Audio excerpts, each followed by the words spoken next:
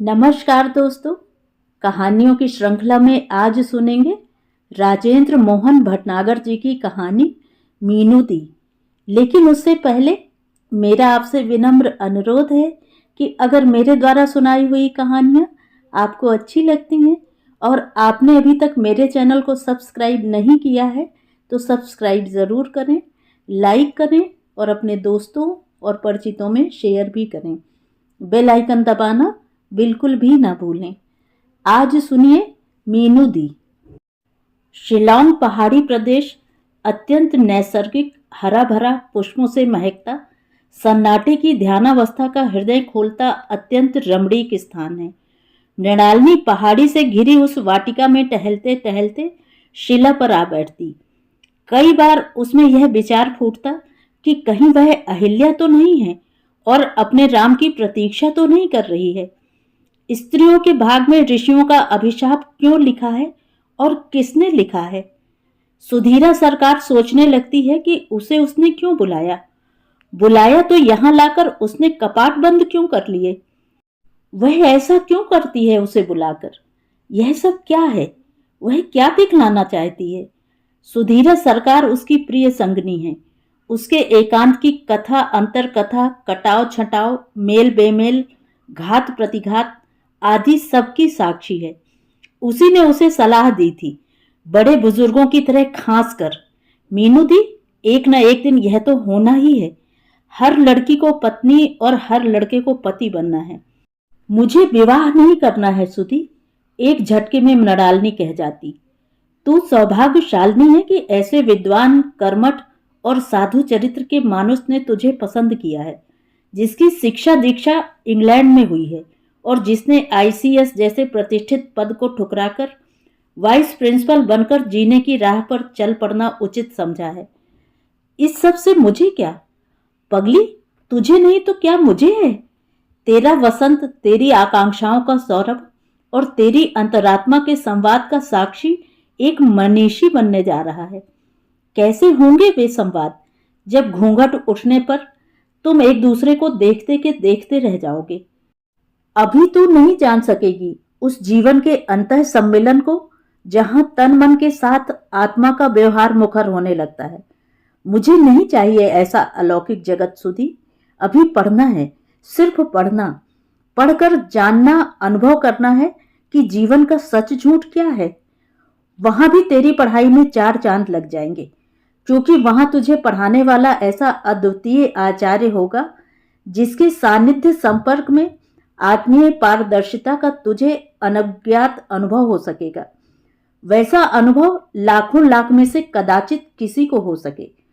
तू अपने सौभाग्य की आरती उतारने की अभ्यास कला में पारंगत होने का मानस बना। यद्यपि उसके पिता भूपाल चंद्र वसु भी यह सोचे बिना नहीं रह सके कि क्या अपनी लड़की से 14 साल बड़े एक दार्शनिक से उसका विवाह कर दें। दोनों में आयु का इतना बड़ा फासला क्या कभी पट सकेगा? यदि कुछ ऊंच नीच हो गई तो उनको मरना हो जाएगा। कौन उठाता है उनमें ऐसी शंकाएं और क्यों? जब सब कुछ ठीक ठाक ही नहीं, बढ़िया है, उत्तम है, श्रेष्ठ है, फिर भी परंतु नहीं, शंका को वेध नहीं पाते। इस पर भी वह साहस से मृणालिनी का सामना क्यों नहीं कर पाते हैं? क्या मृणालिनी भी यह जान चुकी है? तब सोच कांप उठता था। अब सुधीरा सरकार से नहीं रह गया। वह बोल पड़ी, मीनू, यह क्या मजाक है कि बुलाने वाला अंतर्द्वीप में जा छिपे और हम पगलाते रहें। देखो तो मीनू दी, प्रकृति अपने आंचल को समीर के हवाले कर जल तरंग छेड़ने लगी है। धीरे धीरे मृणालिनी ने आंखें खोली, अपने चहुं ओर देखा। प्रपात झर रहा था, मौसम अंगड़ाई ले रहा था और वह उससे बेखबर थी।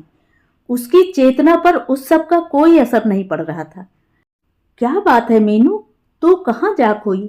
विवाह के बाद से मैं देख रही हूं तू चंचल मुखर होने की अपेक्षा अंतर्मुखी होती जा रही है। लगता है कि तेरे उस दार्शनिक पति ने तुझे दर्शन पिटारी बना डाला है। इतना कह सुधीरा सरकार हंस पड़ी। मृणालिनी यथावत बनी रही।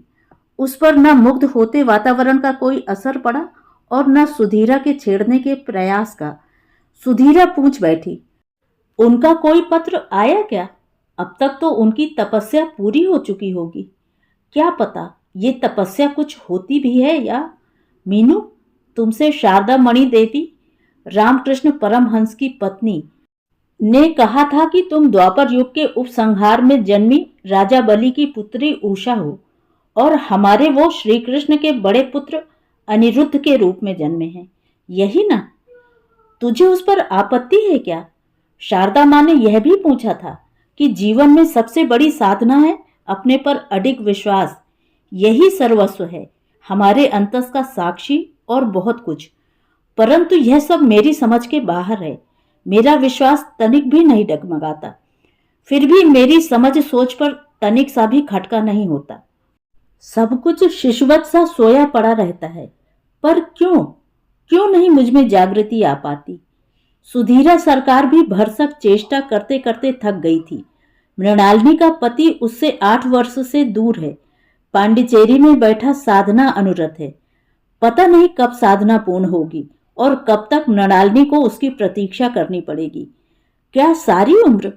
यहां आकर उसकी सोच पथराने लगती। मृणालिनी ने उससे कुछ नहीं छिपाया था। उसने लगभग सभी पत्र पढ़वाए थे उसे और उसकी प्रतिक्रिया जानने का प्रयास किया था। सुधीरा सरकार चौंक कर रह गई थी। वह अनुमान नहीं लगा सकी थी उस साधना का जिसका जिक्र अरविंद ने अपने पत्र में किया था। मैं अपनी इच्छा के वश में नहीं रहूंगा। जहां ईश्वर मुझे ले जाएंगे वहां मुझे कठपुतली की तरह जाना पड़ेगा। जो करवाएंगे वही मुझे कठपुतली की तरह करना होगा। आज तक मैंने तुम्हारे प्रति अनेक अपराध किए हैं। तुम उनके कारण असंतुष्ट हुई थी। वह असामाजिक नहीं था, लेकिन अब मैं पराधीन हूं। अब से तुम्हें यह समझना होगा, मेरे सब कार्य मेरी इच्छा से नहीं, भगवान की इच्छा से हो रहे हैं। आशा करता हूं कि भगवान ने अपनी अपार करुणा से मुझे जो आलोक दिखलाया है उसे वह तुम्हें भी दिखाएंगे, परंतु यह उनकी इच्छा पर निर्भर है।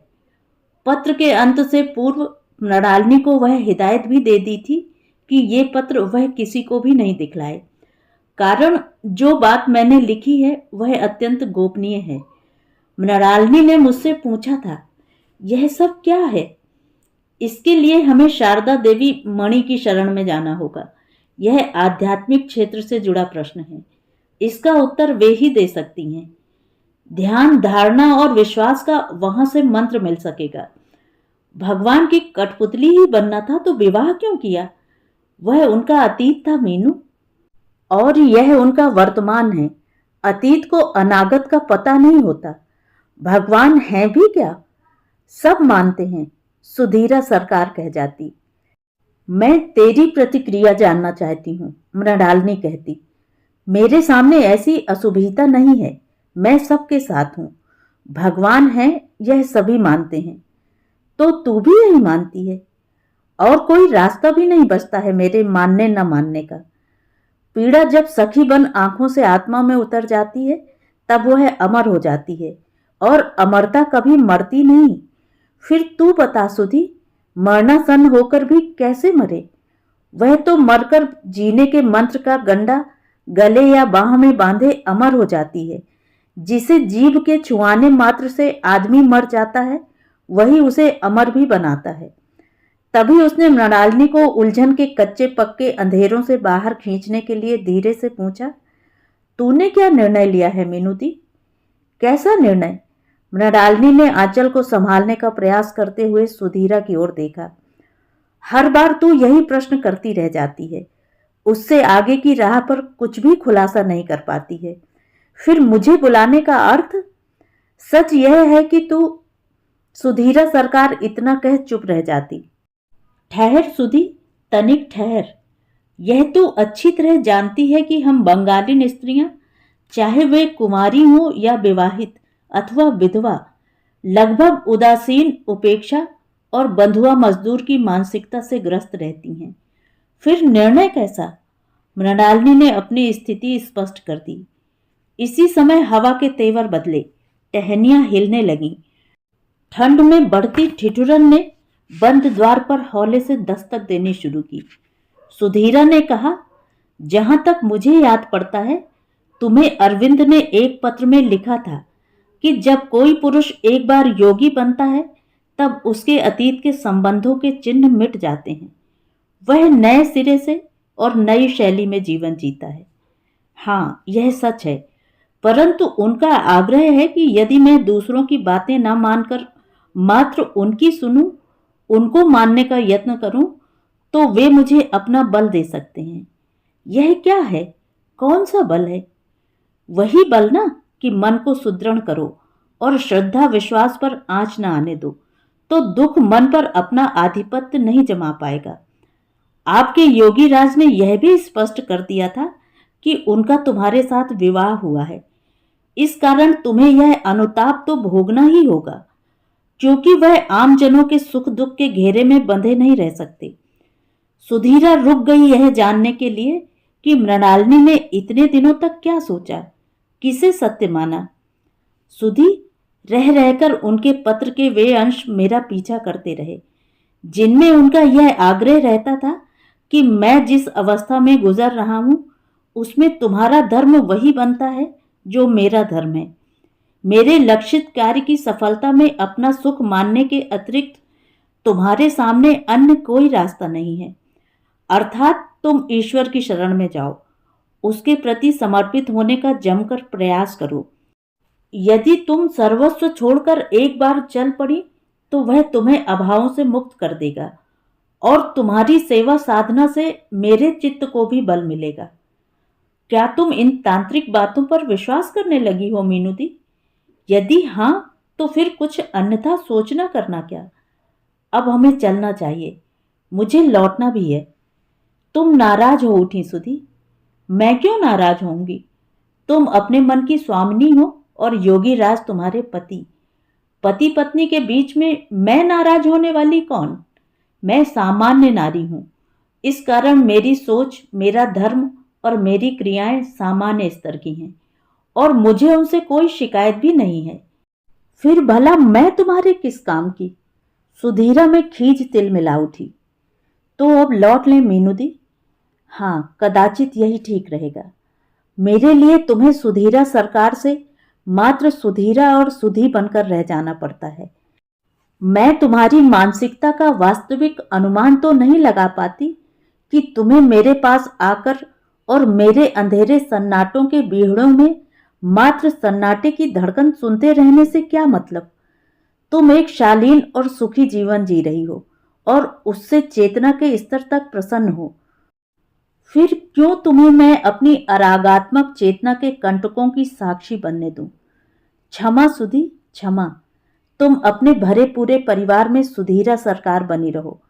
मुझे कोई अधिकार नहीं है कि मैं तुम्हें अपने अवसादों के अज्ञात और कदाचित कभी समाप्त न होने वाले रास्तों के तिमिर में चाहे कुछ समय के लिए ही सही लपेटकर अपनी छिन्न भिन्न मानसिकता का हिस्सा बनने दूं। तुमने ठीक कहा है सुधी, तिमिर का ज्योति से क्या संबंध। उसने कंधे पर प्यार से हाथ रखकर कहा, मीनूदी, मेरी समझ में नहीं आता कि ऐसा क्यों हुआ और किसने छीन लिया हमारी किशोर मन की कल्पनाओं और अल्पनाओं के नंदन वन की चपल चंचलताओं के अनगढ़ दृश्य बंधों को। अब उनकी यादें क्यों सुधी? भूलना इतना आसान नहीं होता मीनूदी। यही तो जीवन की भूल भुलैया है जो घेरे तोड़कर नए घेरे बनाती जाती है। दरअसल न कुछ टूटता है और न कुछ बनता है, फिर भी हम वसंत से पतझड़ और पतझड़ से। मृणालिनी उसे वाक्य पूरा करने से पहले रोक देती है।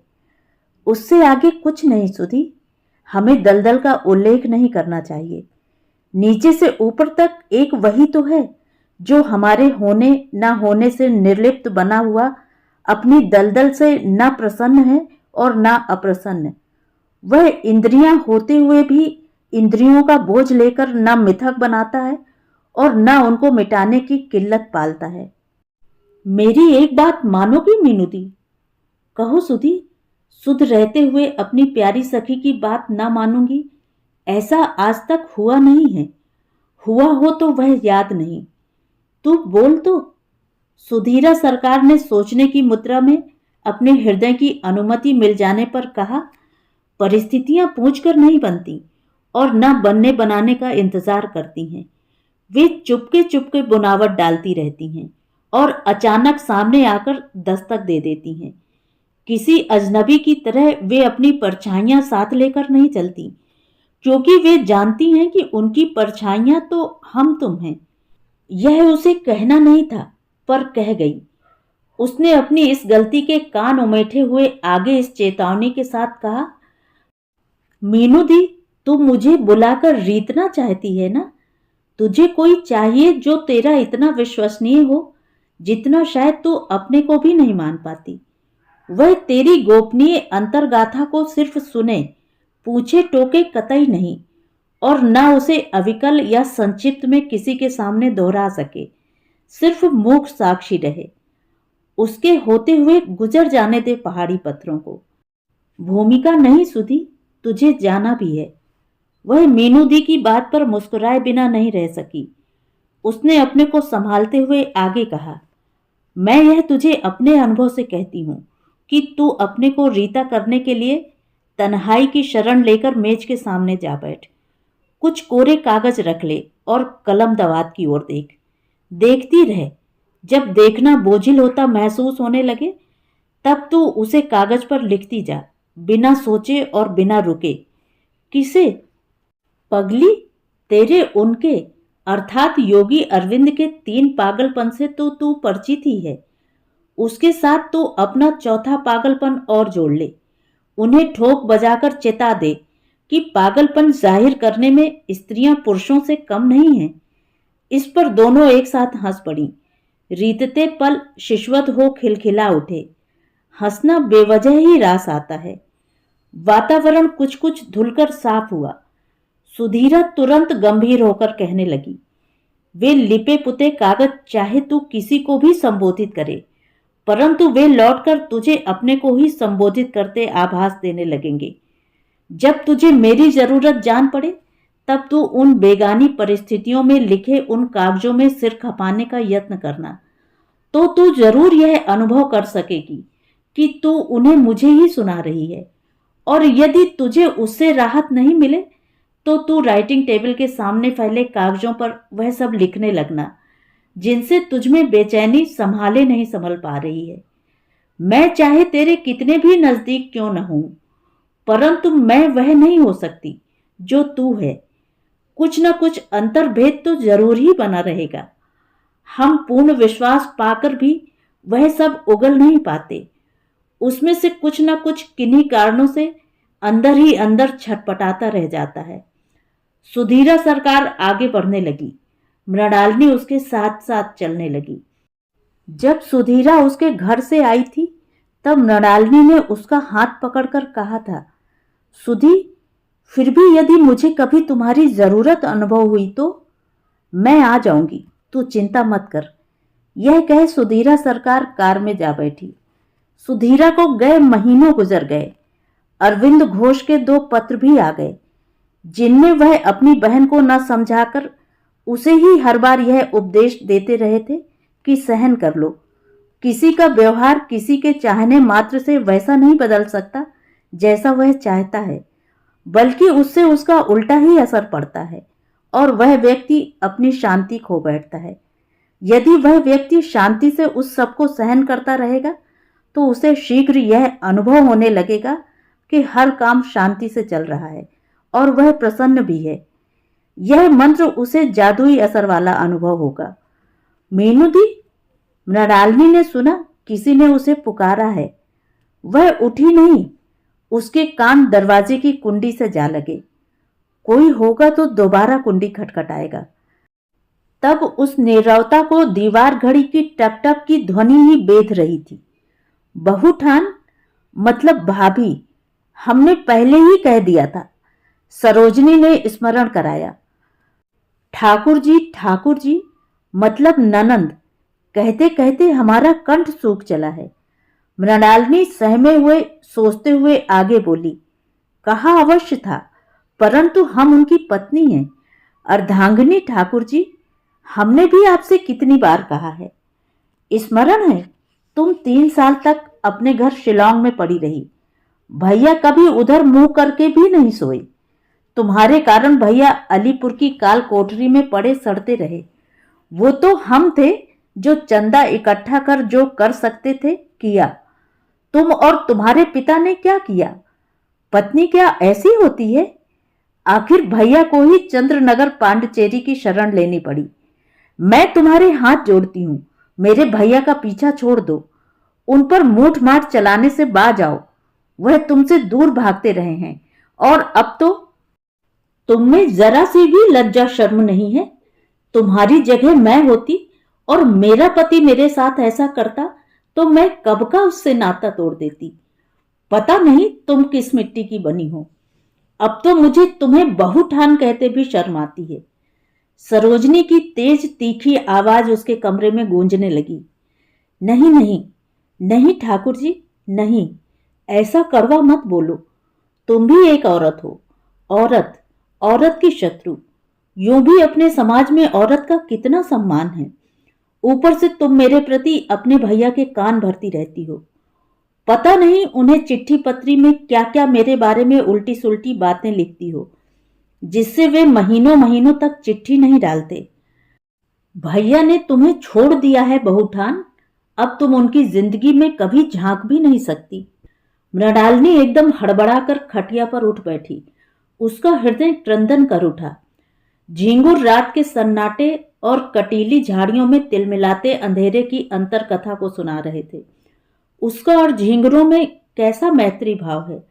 वह भी रात के सन्नाटे में उसकी तरह बिलबिलाते रहते हैं।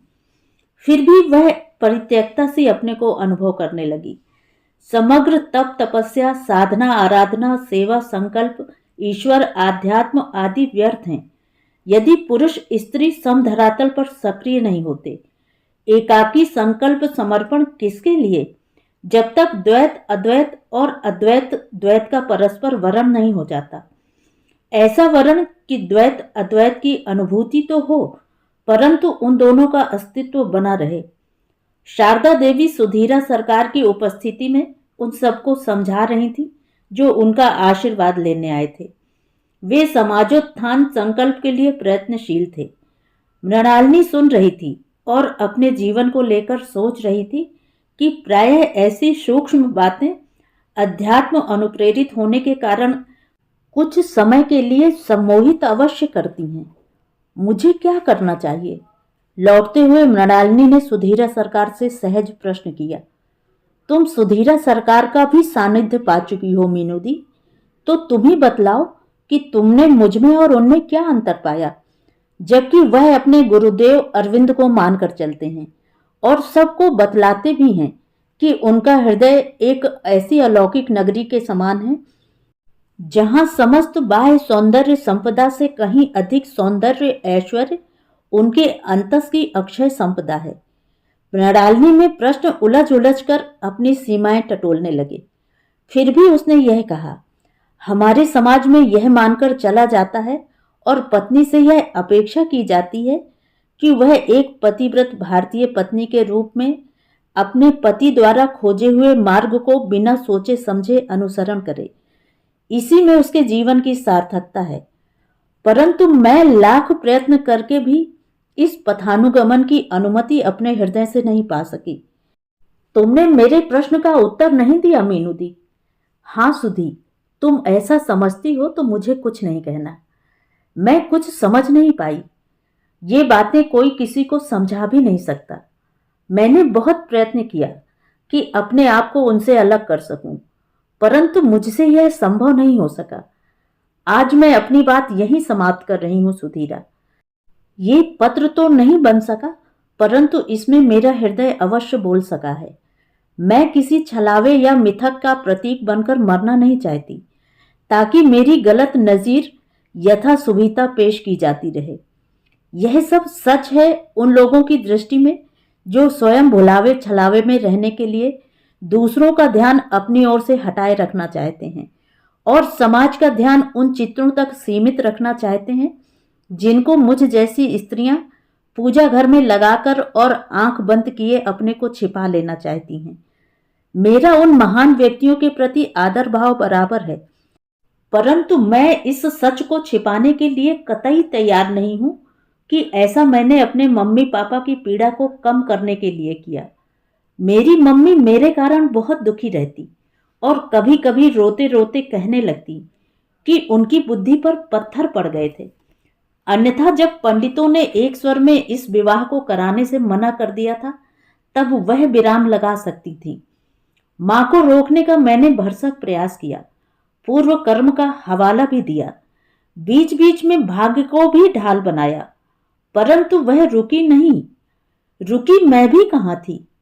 मुझे वह सब स्मरण हो आया जब मैंने भी देवी माता के मंदिर में जाकर सच्चे मन से मां से यह प्रार्थना की थी कि मां, मुझे अभी विवाह नहीं करना। आप तो जानती हैं कि मेरे मन में क्या है। जोर जबरदस्ती विवाह कर देना, क्या स्त्री होने का इससे बड़ा कोई दंड किसी निर्दोष को दिया जा सकता है? परंतु हिंदू समाज में यह प्रचलन में है और मैं उसका शिकार होती जा रही हूं। जैसे सुनती हूं कि अरविंद ने मुझे देखते ही पसंद कर लिया था और हमारे घर वालों ने भी। तुझे कैसे भुला दूं? तू भी मुझे यही समझाने में लगी रही कि मुझे इससे श्रेष्ठ वर नहीं मिल सकता। मेरा भाग्य मुझ पर मेहरबान है। मुझे जिद छोड़कर देवी मां का आशीर्वाद मान उसे स्वीकार कर लेना चाहिए। मेरी नानुकुर से मेरे पिता भोपाल चंद वसु ने अपने मित्र गिरीश चंद्र बोस से कहा अवश्य था। लड़का दार्शनिक है। उससे बातचीत करने पर भी मुझे लगा कि वह परिपक्व अवस्था का, सांसारिक जीवन के प्रति उदासीन और कुछ कुछ सुलझते हुए भी इस समय बलात् विवाह की इच्छा में बंधा हुआ है। वह अवस्था में भी दुगना बड़ा है और मेरी लाडली बेटी मीनू दी लगातार विवाह से इनकार करती जा रही है। उसने रो रो कर घर सिर पर उठा लिया है। बसु, तेरी लाडली मीनू दी मुझे भी ताऊजी मानती है। उसे अभी विवाह का संज्ञान कहाँ है। उसे बाद में ज्ञात होगा कि हमारा निर्णय उसके जीवन को कैसे आनंद से भर रहा है।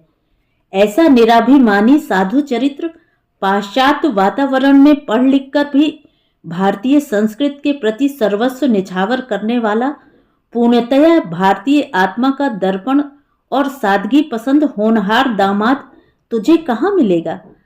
तब सबके यही विचार थे और मेरी बात को सुनने के लिए कोई तैयार नहीं था। मुझे तब भी लगा था और आज भी लगता है कि मेरे साथ ही नहीं बल्कि अधिकांश भारतीय लड़कियों के साथ ऐसा ही होता है कि समय से पहले उन्हें दूसरे घर की दहलीज पर विवाह के नाम से ढकेल दिया जाता है। क्रांति की यहां जरूरत है, पर कौन शुरू करेगा? मैंने तुझसे, निर्मला से, कनुप्रिया आदि से यही तो एक प्रश्न बारंबार दोहराया था कि हमारी व्यवहारिक पहुंच और दृष्टि होनी चाहिए, परंतु किसी ने मेरी एक नहीं सुनी। पर क्यों? है कोई उत्तर? तो अपने अरविंद शिलोंग छोड़कर कहां जा रहे हैं? वे अपनी राधा को लिए बिना यहां से हिलने वाले नहीं हैं। वो तो मनमोहन घोष बैरिस्टर ने अपने एक ब्राह्मण मुवक्किल पर दबाव बनाया तो ब्राह्मण देवता राजी हुआ, और आगे की कहानी तो जानती है सुधीरा। हर व्यक्ति का जैसे अपना जीवन होता है, वैसे ही हर व्यक्ति का सच भी अपना होता है, क्योंकि सच उसके गहरे तपे खपे, मिटे कटे, उतरे चढ़े, जीते हारे तमाम उन परिणामों से गुजरे अनुभवों का निचोड़ होता है। माना कि मंजिल एक है, परंतु वहां तक पहुंचने के रास्ते एक नहीं हैं। फिर तू बता, कितनों को अपनी मंजिल का पता होता है? अंत तक भी नहीं। मुझे तेरे पत्र का इंतजार रहेगा, और खासकर इसलिए कि तू सुख शांति के नजदीक बैठी उसे अनुभव कर रही है, मेरी तरह छलावे से नहीं गुजर रही है। तुझे मैं जब तक इसीलिए बुलाती रहती हूं कि जान सकूं तेरे मेरे सुख दुख में क्या अंतर है, क्योंकि अपने अपने सच झूठ की तरह वे भी एक दूसरे से भिन्न होते हैं। अच्छा, तो आज की बात यहीं तक बिना पूर्व पीठिका के समाप्त। मृणालिनी पूजा घर से जैसे ही लौटी, उसने पाया कि घर के चेहरे पर आनंदात्मक संतोष का वातावरण सक्रिय है। भोपाल चंद्र बसु ने धीरे से कहा, मीनू दी, तुम्हारा पत्र। मृणालिनी लिफाफा लेकर अंदर जाने लगी तो मां ने रोक लिया और कहा, पत्र पर भेजने वाले का नाम पता नहीं है। इसलिए पत्र हमारे सामने पढ़ो। मृणालिनी वहीं पड़ी कुर्सी पर बैठकर पत्र खोलने लगी। उसने एक दो बार लिफाफे को घुमाकर देखा और सोचा कि पत्र सुधीरा सरकार का न हो, लेकिन वह सुधीरा सरकार का लेख पहचानती थी, इसलिए उसने पत्र निकाल लिया। उसने पत्र के मोतियों जैसे अक्षरों को ध्यान से देखा। पत्र बंगला भाषा में था। बऊदी मतलब भाभी कल ठाकुर पो आए थे, मतलब देवर। उन्होंने यह सूचना दी है कि उनकी साधना पूर्ण हो गई है। उन्होंने अपना वह लक्ष्य प्राप्त कर लिया है, वेदों में जिसे पूर्ण आनंद कहते हैं, जो अत्यंत गहन है और जो कभी खंडित नहीं होता। वही अक्षत आनंद, उससे आगे अति मानस चेतना जिसको छू ले तो उसी से पूर्णता और अनंतता की गहरी अनुभूति होने लगती है। यथार्थतः अति मानस की चेतना सर्वव्यापी है। उन्होंने सिद्धि पा ली है। उनको इस दृष्टि से संस्कृत के लिए अनेकानेक कार्य करने हैं। अब तुम आ सकती हो और उनके इस यज्ञ में उनकी संगनी बन सकती हो। पत्र समाप्त। धीरे धीरे सन्नाटे ने करवट ली। इससे पहले भूपाल चंद्र वसु अरविंद के पांडिचेरी से आए झौरीन से यह संकेत पा चुके थे कि अरविंद ने उनसे कहा था, आप भूपाल चंद्र वसु अथवा मृणालिनी से मिल पाए तो उनको मेरा यह संदेश जरूर देना कि मृणालिनी के लिए मैं प्रतीक्षारत हूं। क्या सोचा मीनू दी? जो आप सब तय करें, मुझे तो वही मानना है। तुम क्या चाहती हो, यह आप सुनिश्चित कीजिए। तुम क्यों नहीं? मुझे कोई आपत्ति नहीं है, न पहले थी और न अब है। प्रसन्नता नहीं है क्या? तटस्थता कहूं तो मानेंगे आप? इसका अर्थ हुआ कि उत्तम यही है पिताजी, हम इस पर बहस नहीं करें, करणीय करें। मृणालिनी का स्वर भीगा हुआ था। भूपाल चंद्र वसु ने निर्णय लेने में देर नहीं लगाई। यह कहकर उठ खड़े हुए कि कल सुबह मृणालिनी को लेकर वह कलकत्ते जा रहे हैं। मात्र वे दोनों, उनकी पत्नी नहीं। गिरीश बोस के यहाँ ठहरेंगे। वहां रहकर ही मृणालिनी की आंखों का भी इलाज कराएंगे। इसके साथ मृणालिनी को पांडिचेरी ले जाने की भी सरकार से अनुमति प्राप्त कर लेंगे। मृणालिनी ने सुना। वह शांत रही। बोलने के लिए उसके पास कुछ था नहीं, मात्र इस बात का रह रहकर मलाल करने के। उसे सीधे पत्र क्यों नहीं लिखा? पड़ोसी की आवश्यकता क्यों पड़ी? रांची होते हुए मृणालिनी कलकत्ते आ गई। भूपाल चंद्र बसु और गिरीश चंद्र बोस के प्रयत्नों से मृणालिनी को पांडिचेरी ले जाने की अनुमति सरकार से मिल गई। उस समय कलकत्ते में मलेरिया फैला हुआ था। मृणालिनी भी मलेरिया की शिकार हो गई। उस रात सब गहरी निद्रा में थे। अकेले मृणालिनी जाग रही थी। उसकी देह तप रही थी, होंठ और गला सूख रहा था। उसने पानी लेने के लिए गिलास उठाया, वह हाथ से छूट गया। आवाज के साथ गिलास के टुकड़े बिखर गए। गनीमत यह रही कि कोई जगह उठा नहीं। मृणालिनी ने अपने को संभाला। बीतती रात के स्पंदनों का अनुभव करती हुई वह लिखने लगी। लिखते हुए उसकी प्यास जाती रही। गहरा एकांत, सुप्त पड़ा सारा घर, कोई आवाज नहीं।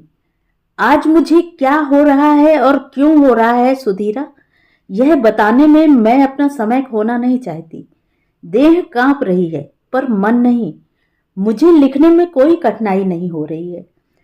परसों मैंने अपने जेवर बिकवा दिए, उनसे प्राप्त धन दान पुण्य में लगा दिया।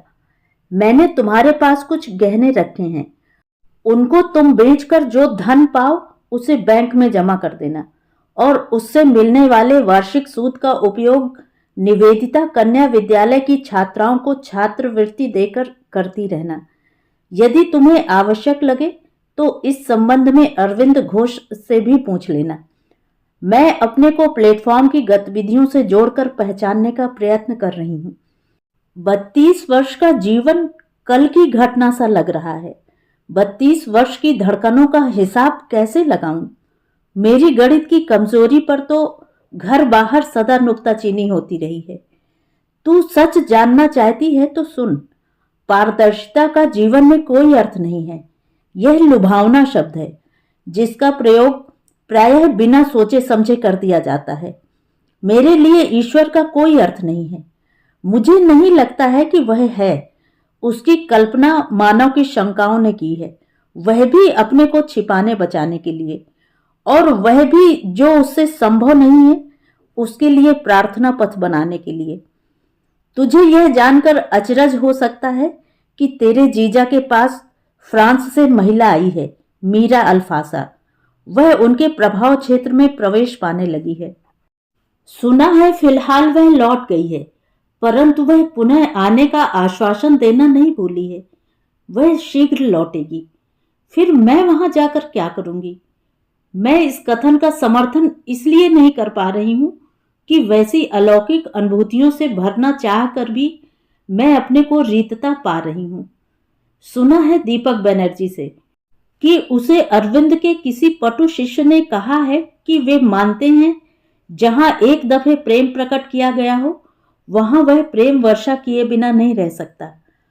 मैं अपने को उस प्रेम वर्षा से अलग अनुभव करती हूँ, और प्रेम जब सब में अनुभूत होने लगे, अर्थात सबको अपना मानने अपनाने में रत्ती भर भी हिचक भेद नहीं रहे, तब तो प्रेम ही सर्वेश्वर सर्वात्मा की अनुभूति देने लगेगा।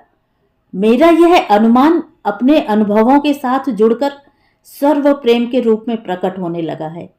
वही तो पूर्ण प्रेम है, जिसके भीतर कोई कसक नहीं रहती, क्योंकि उसमें सर्वस्व उत्कर्ष की अनंत और उत्कट भावना ऐसी घनीभूत हो जाती है कि उसके लिए कोई अन्य नहीं रहता।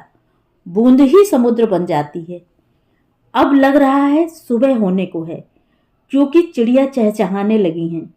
रोज की तरह पुनः प्रकाश मुस्कुराएगा, फूल महकेंगे, पत्तियां लहरों के साथ सरगम उठाएंगी और सब तरफ प्रार्थनाएं होने लगेंगी।